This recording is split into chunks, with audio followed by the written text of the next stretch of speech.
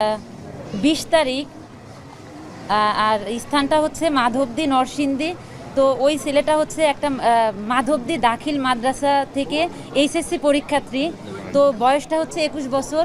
2025 সালে সে এইচএসসি পরীক্ষার্থী ছিলেন। তো তার হচ্ছে একটা গুলি, এটা হচ্ছে পিত্তথলি তার টোটালি কেটে ফেলা হয়েছে। আর হচ্ছে খাদ্যনালী এবং ক্ষুদ্রান্ত্র ছিদ্র হয়ে গেছে। তো তার টোটাল গুলির সংখ্যা ছিল একটি। আর তার অলরেডি 3টা অপারেশন হয়ে গেছে। আজকে দুপুরে আরেকটা অপারেশন হয়েছে। টোটাল হচ্ছে 4টা অপারেশন হয়েছে তার। তো তার অবস্থাটা খুবই আশঙ্কাজনক।